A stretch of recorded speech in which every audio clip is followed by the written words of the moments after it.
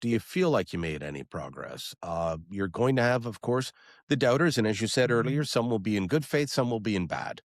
But people will say, well, he's not in the government. So could he actually have made any difference, any progress? Well, I think certainly on the relationship side of things, which is very important, I made tremendous progress.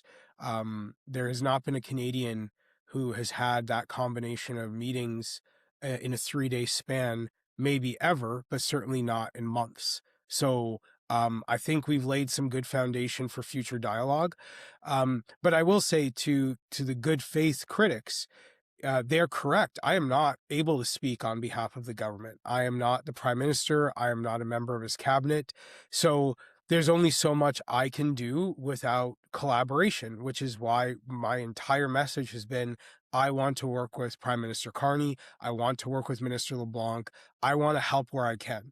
I am not able to act on behalf of Canada, surely, but I am able to help. And that's what I believe I accomplished and will continue to work on. And as I said, this is not over. This is not a one off. I am in this. I am involved. I am going to continue doing everything I can to move the ball forward.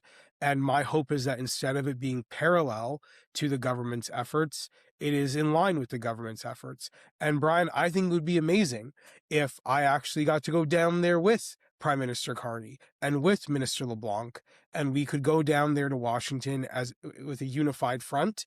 That would be incredible, and I made that offer, and I hope they take me up on it. Well, when Donald Trump was inaugurated for the second time or around there, Stephen Taylor, conservative commentator, made a comment that I agreed with him on. Um, any conservative who has gone to CPAC in the last 10 years had more contacts and relationships with the incoming Trump administration than anyone in the Liberal government, elected or bureaucrat. And I would include Ambassador Hillman in that. But they've never reached out and tapped into that, despite offers from yourself and others saying, okay, this is a bipartisan issue. Let's deal with it. I think they really missed an opportunity to embrace you and your trip.